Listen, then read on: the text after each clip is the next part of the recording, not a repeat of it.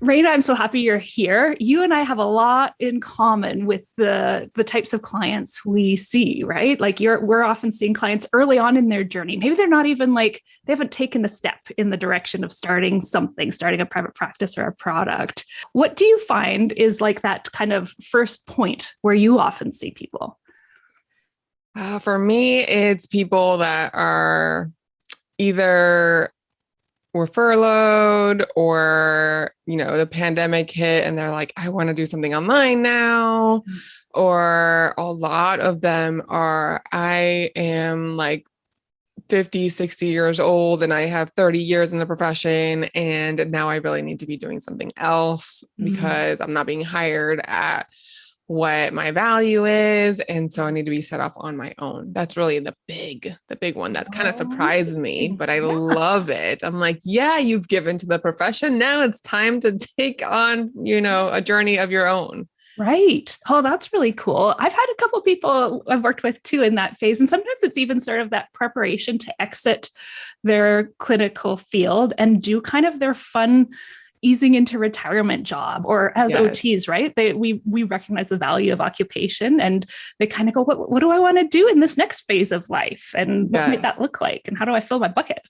Yes. It's so fun to like help those OTs and just really see where their passion is and where they have experience in all areas of practice. And they're like, I don't love that, but I love that. Like, it's like at that point in life, it's like really clear, right? Like, oh, we've already been through all of it. And now like, I can tell you what I want to do. So and I find sometimes it's that it seems clear to us when we're talking to them, but sometimes it doesn't seem clear to them. Oh yeah, that's true. Yeah, that's true. I do get a lot of OTs who come in with like a bajillion ideas. I'm like, all right, like let's narrow it down. First step is pick one. Like that is I have to coach them through that. Like even on, the initial call of interest, they're like, I think I could do this and that. And I'm like, all right, my question that I always ask people that they never want to answer, and it's a tough one. Are you ready? If you could only work with one type of client for the rest of your career, who would it be? And they're like, like, I can't answer that. Like, yes, you can. You got to pick right now. Go.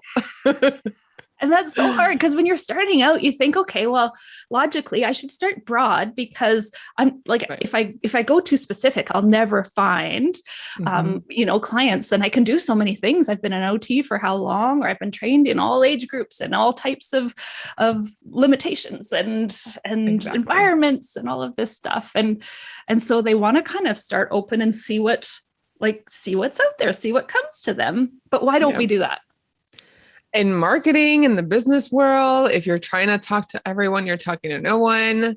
And so, we have learned and come a long way from that shift of thinking, yes, we're OTs, we can solve every problem, to a business mindset of we're OTs, and we're entrepreneurs, we're going to solve one very specific problem. Yeah. And so that is the importance of it. And I always tell people, it's not to say that you won't serve everyone eventually, but for right now, it would really serve you well to just pick one and understand their problem very well.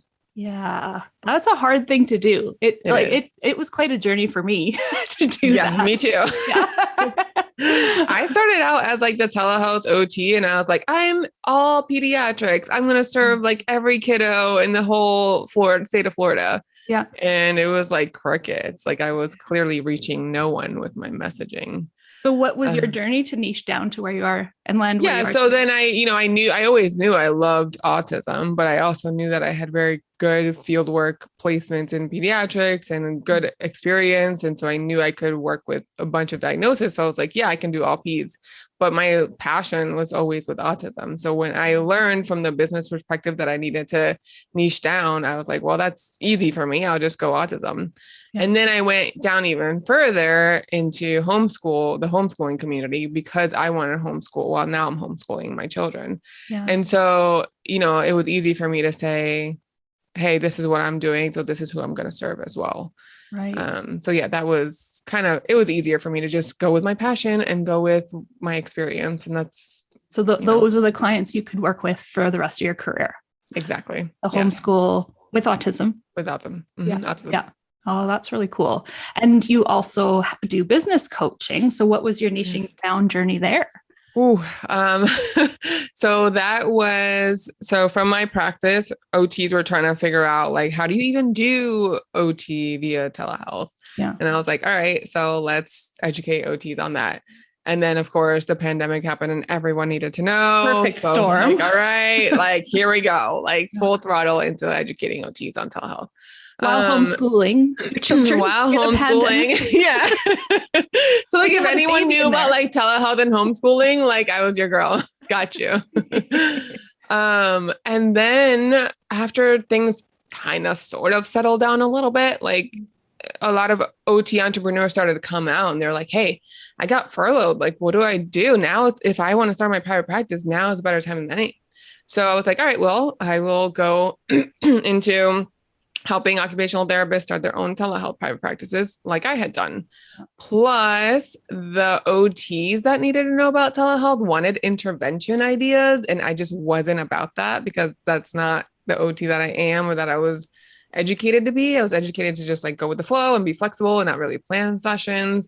And I was like, all right, I can't be the creative. I'll give you ideas. And I'm so thankful for other OTs who are out there doing that because it's needed, but it just wasn't what like felt good to me.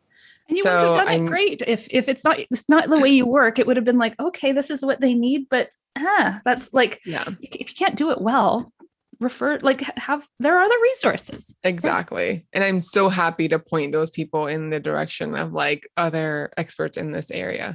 Yeah. And so then I went the business entrepreneurship, like I'm going to help you start your own telehealth private practice, which is great. But unfortunately through the program that I developed and ran twice, a lot of the OTs were super busy. Some of them did start to go back to work and they just didn't take action as quickly as I had hoped. Some of them are doing, great things, but I was like, I just really wanted to see people succeed, I guess either more quickly or just do more stuff. And so I was like, all right, let me just kind of switch gears a little bit.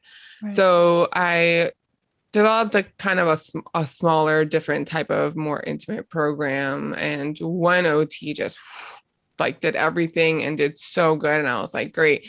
But at the same time, I went to an in-person conference, which led me to think, hey, like, what are all these other ways that we can make money online? And then I created my own conference around that. Which was so fun and a lot of work. Which was so fun. It was a lot of work. And I'm still getting questions about, are you doing it again? And I'm like, don't ask me that. That's my 2-month-old was sleeping on the floor of the in-person conference that I went to, which inspired my virtual conference. And that kind of paints a picture for everyone. So come home and now she is 5 months and I'm sitting in a 17-hour virtual conference in my office trying to like nurse her in between sessions. Fun times. With how many speakers? With 66 panelists and 148 attendees. Yeah. And some of the panelists were also attendees. Coordination of that. Oh my goodness. Yeah, it was insane. But it turned out so well. Thank you. It was way better than I ever imagined. I mean, I know I always say like, yes, like people want to give me the credit. I was a leader. I did it with my conference. Like, okay, yes. But at the end of the day, like it was so amazing because of everyone who participated, including the attendees and the panelists. Like everyone was just so like, I don't know how to explain it. Like everyone was just so like together and nice and giving. And I could not have asked for a better turnout. And I find our OT entrepreneur community to be that way. Like there aren't many of us. We're gathering from around the world online and we only want each other to succeed. Like there's not a vibe of competition. No. And the people that do like let that limit them kind of stand out because once you realize that, hey, like we're stronger together, it's so beautiful. Yes. Because that's how we became friends. Yes, exactly. And it's that kind of abundance mindset versus scarcity mindset, right? And Yes. if we were in a profession where they were flooded with providers, and like we know most places there aren't enough OTs, Right. and there's some confusion about, we don't even need to get into the whole profession, but then from that limited amount of OTs, there's only so much of us who are doing private work or call ourselves entrepreneurs, right? And so I only know one other person in my city that I would probably say is doing this sort of thing, doing a lot of online stuff. Yeah. And I have a city of 1 million people. I'm sure there's other people, but it's just, there's plenty of people to support. And those of us who are supporting other OTs, like, it's funny because I ended up niching down to coaching OTs through a process of initially saying, well, there's all these OTs coaching OTs. Why do they do that? Like, well, they can support all sorts of people. Yeah. Right? Sort of that niching down resistance. But I thought also, like, it's that just because I'm an OT doesn't mean I need to coach other OTs. And so I wanted to sort of not limit myself to that comfort zone and be open to, well, who do I really want to help? And when I started my online program, a little bit of my process too, my clinical practice is adult mental health. And then I started I had an idea to do an online coaching program a couple of years ago, and was kind of just dragging my heels and stuck, and all the fear, and why would I turn away from all this? Like, my schedule was too full. Why would I turn away from something that's very, very busy and providing me a great income towards something that I have to build? And, calling myself a coach and like all this stuff, like, not an OT, there are all these things I needed to work out, and the pandemic hit.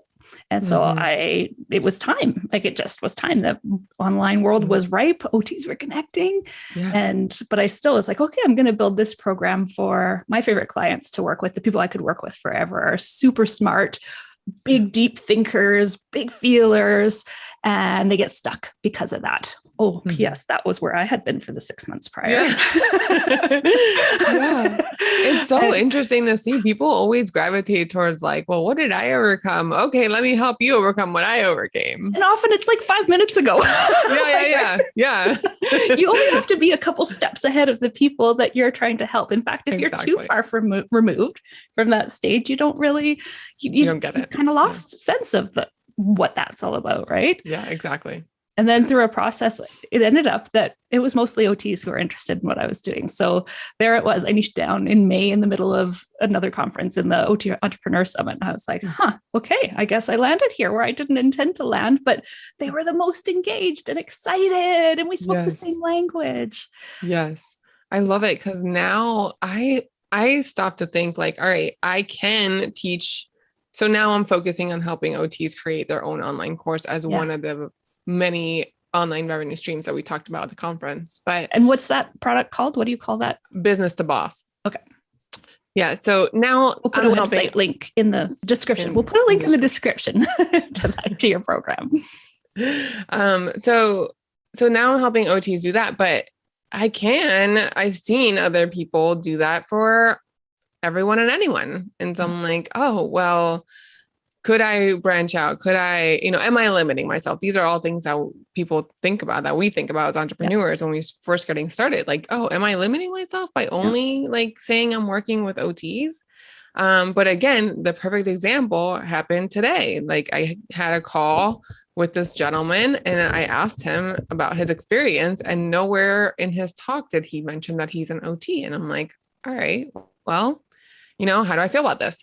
And so I'm marketing to OTs, but here comes this guy who's in my world and is not an OT, and he signed up for my program, and I can help him. I know I can help him. I can help everybody. Absolutely. But my messaging resonated with him because his profession is so in line with ours that, we clicked, Yeah. But where was I going with that? So yeah, can I branch out to start creating online courses for anyone and everyone? Yes, I could, but who is going to resonate with my message is OTs, because OTs realize that I have like the analytical skills that they need versus someone else maybe wouldn't have Yeah. you know, those skills. They bring other skills to the table to help you create an online course. Maybe someone who's stronger in technology, or someone who is stronger in video production and editing and things that I just don't really care that much about. Right. But I have the skills to be able to break down the process and simplify it because I have my OT skills. Right. And so, you know, I don't know, it's just beautiful to be able to develop things that are in line with OT and what we do. I think that I think about that a lot too. And I've even been wondering, I've been getting a lot more friend requests on Facebook and through with my professional profile from physios lately. And most of them know you. So I feel like people kind of scroll through people's, and go, oh, who are all their friends? Or it pops up as, oh, you might want to know this person. But and I've thought about doing sort of a little, hey, PS, I would help physios too, right? Like I'm marketing, and even just doing a message like this. Oh, I guess we're doing it, right? Yeah, we're doing it now. While we market to OTs, it's not that you have to be an OT to access our services. It's just a smart marketing strategy so that you stay aligned and speak to an ideal client avatar even. Yeah, exactly. And I've had PTs, well, you guys call them physios, but I've had PTs and SLPs come, email me and say, hey, like, could you help me open up my private practice? And when I was helping occupational therapists with telehealth private practice, I stayed far away from PTs and SLPs because of the laws and legislation and all that stuff. Yeah. But like with this online course creation, like I can help whoever, but again, the marketing strategy is for me to just stick with the OTs. That's my niche. And anyone else who comes through the door is more than welcome. Okay. That makes total sense. Yeah. So the main differentiating factor between clients who might come to you and clients who might come to me, we serve a lot of similar clients, and then at the same time, we have a different sort of pain point, they call it, or people are coming with a different problem. And so I know I'm getting clients who are, they would like to start something. They've been thinking about starting something, but even like some of them, even writing down the idea is terrifying, or, they are so in their head about, well, what would it be? And should I do this? And oh my gosh, it's like, can I do this? I'm not as good as so-and-so or so-and-so. And I'd have to do all of these different, steps first before I even, think about doing this. And, and your clients are, you want them ready. You want them ready to take action. Ready.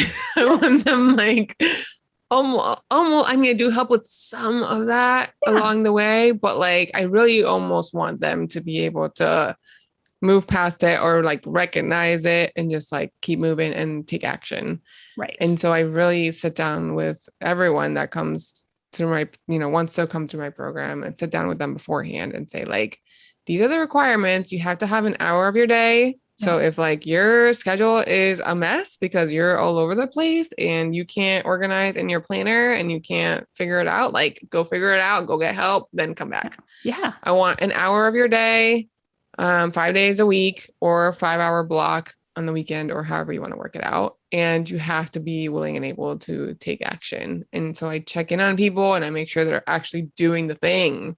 Yeah. Because that's where I came from. My other, like I said earlier, my other programs, they were great. They were attending the meetings. They were doing, like doing all the handouts and doing the pre-work stuff, like the laying the foundation. But at the end of the day, the full outcome that I wanted to see in them wasn't there. Yeah. And so I'm like, all right, now I want to create something where I can say like, yes, we're proud of this. This is what we accomplished and it's done. Right. And so I'm very serious about people coming in, and I'm very serious about checking in on them. But I have had calls where people are like, and it's just too much. Like when I get these calls and I can't answer all the questions, or I see that my little tidbits, like they're still like way overwhelmed, I'm like, all right, you can go see my friend Carlyn. She's amazing. And she will help you get through all of this, because like I can only do so much, because that's not my area of expertise. I can talk about choosing a course platform all day. Like, yes. Exactly. And thank you for that. I appreciate you. Send me the most lovely people. Oh my gosh, they're so sweet though. Like that's like my favorite part, is like they're the sweetest. OTs are the best. And that's often it. The clients I get are very sweet. And that is sometimes I mean, it's their superpower and their curse, right? I'm the same, right? Yeah. It's that sense of, like I've got so much to offer, and I don't want to be too presumptuous. I want to be generous. And that sensitivity is, it's something I specialize in because it's my life. And so I end up with my clients, I screen for the opposite. So if they come to me and it's like 80% they need business coaching and 20% they need some of this, which is more commonly called mindset. I could talk about mindset forever, but mind flex. And if that's the proportion, that they just need a bit of support getting out of their head and into action, and mostly they need the action plan and the business plan, then I send them off to you, particularly if it's telehealth or online services. And there's some other awesome business coaches too that we network with and support, and we always want everyone to get what they need, so we send them where they need to be. But in my case, they need to be more that kind of like 60 to 80% in their head and need help getting unstuck, and more that kind of 20 to 40% business coaching. And I'm right now working on expanding my business coaching offerings, because the secret sauce is the confidence comes after doing something. And so having enough guidance to be able to say, okay, here's a bit of a roadmap. Here's how we'll figure out what that first something is. And that was actually what we intended for this talk to be out. What's the first something, right?